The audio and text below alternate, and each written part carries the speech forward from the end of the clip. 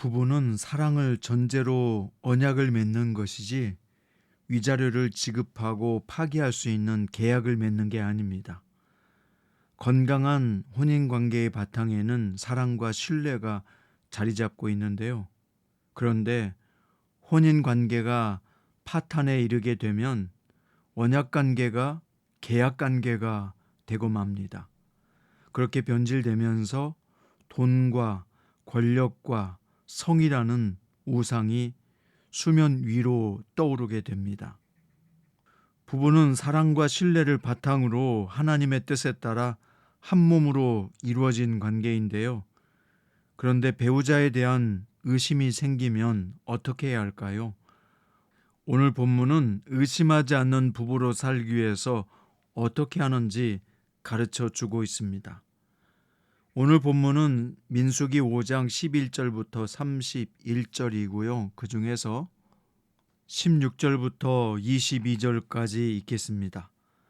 제사장은 그 여인을 가까이 오게 하여 여호와 앞에 세우고 토기에 거룩한 물을 담고 성막 바닥에 티끌을 취하여 물에 넣고 여인을 여호와 앞에 세우고 그의 머리를 풀게 하고 기억나게 하는 소제물 곧 의심의 소제물을 그의 두 손에 두고 제사장은 저주가 되게 할 쓴물을 자기 손에 들고 여인에게 맹세하게 하여 그에게 이르기를 내가 내 남편을 두고 탈선하여 다른 남자와 동침하여 더럽힌 일이 없으면 저주가 되게 하는 이 쓴물의 해독을 면하리라.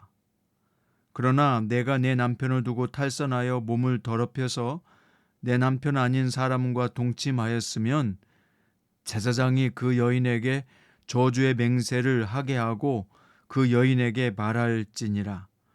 여호와께서 내 넓적다리가 마르고 내 배가 부어서 내가 내 백성 중에 저주거리 맹세거리가 되게 하실지라.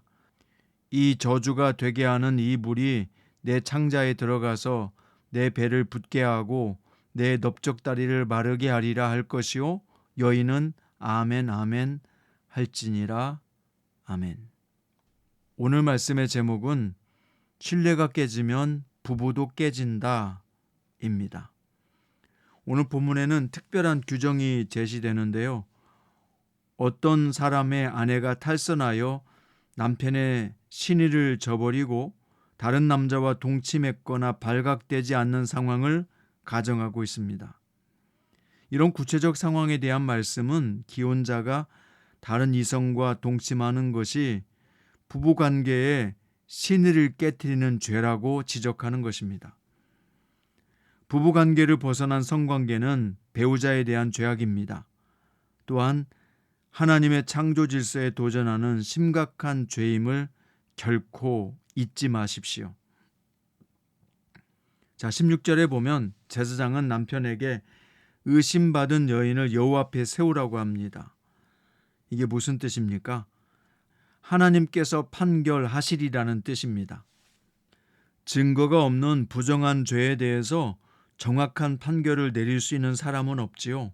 오직 하나님만이 정확한 판결을 내리실 수 있습니다. 사랑하는 여러분, 죄의 유혹이 우리를 찾아올 때가 있죠. 그때 우리는 여호와 앞에 내가 서 있다는 것을 인식하면 됩니다.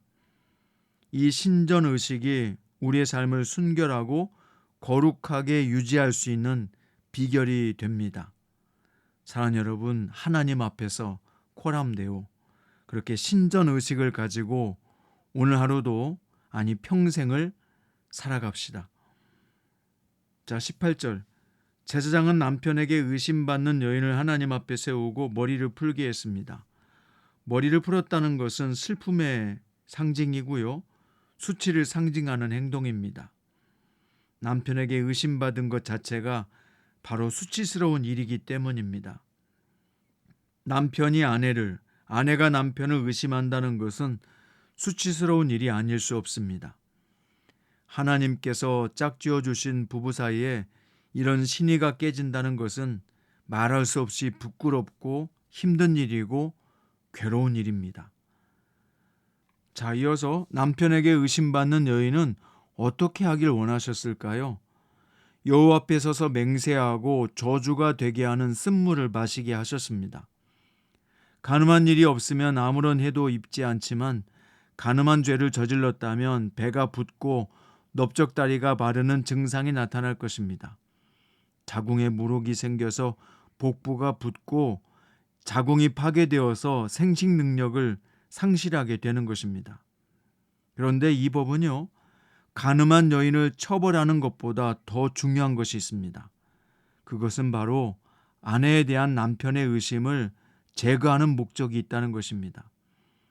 간음만큼이나 의심도 부부관계를 깨트리는 심각한 문제이기 때문입니다.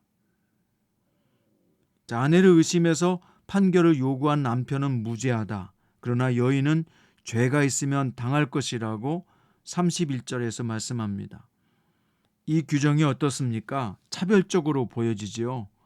그런데 의심의 소재의 목적은 뭐냐? 여성을 보호하기 위한 것이었습니다. 당시 고대 근동에서 여성들은 사실 여성의 권리라고는 거의 없었습니다. 그래서 민수기에서도 보면 여성의 숫자는 세지 않잖아요.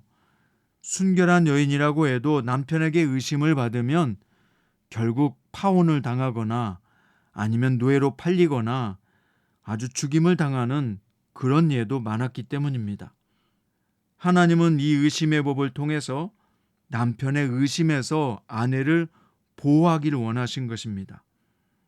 그래서 쓴물을 마시게 한 건데요. 이 쓴물은 무슨 약효가 있어서가 아니라 여인의 양심에 가책을 느끼도록 하나님께서 안전한 장치를 마련하신 것입니다. 남편에게는 의심이 사라지게 하고 여인에게는 양심의 가책을 통해서 잘못했으면 돌아오게 하고 또 실제로 잘못이 없으면 자신은 정당하다는 사람인 것을 증거하게 하신 것입니다. 말씀의 결론입니다. 부부는 서로 상대방을 철저하게 믿어주고 신뢰해야 되는 관계입니다. 사실 부부뿐만 아니라 가족관계도 마찬가지입니다. 잔소리를 많이 하는 것보다 믿어주는 말이 정말 무겁고 중요하게 마음에 와닿게 됩니다. 그래서 상대방을 의심하고 신뢰하지 못하는 그런 말을 많이 하는 것보다 오히려 신뢰의 말을 해주는 것이 더 큰 영향력을 남기게 되는 것입니다. 그래서 우리는 자주 의심의 말, 비판의 말, 불안한 말을 자꾸 하는 것보다 사실 믿어주는 말을 해야 합니다. 나는 당신을 믿습니다. 나는 당신이 유혹을 잘 물리치게 될 줄로 믿습니다. 이 문제도 잘 해결할 줄로 믿습니다. 그래서 믿어주는 말, 신뢰하는 말, 이런 말을 자주 하게 될 때 부모와 자녀와의 관계도 건강한 관계가 되고요. 부부관계도 더 건강하고 아름답게 세워지는 신뢰의 관계가 될 수 있는 것입니다.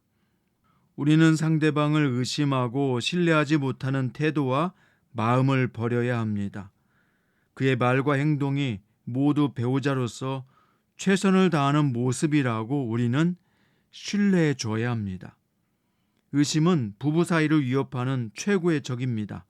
이 사실을 기억하고 오늘 또 서로 믿어주는 말을 합시다. 격려해주는 말을 합시다. 신뢰의 말을 믿음으로 먼저 선포합시다. 그러면 그렇게 되는 것입니다. 오늘 또 신뢰의 말을 함으로 말미암아 부부관계와 가족관계, 주변의 사랑관계에 지혜롭고 형통할 수 있는 성도들 될 수 있기를 우리 주 예수님의 이름으로 축원드립니다.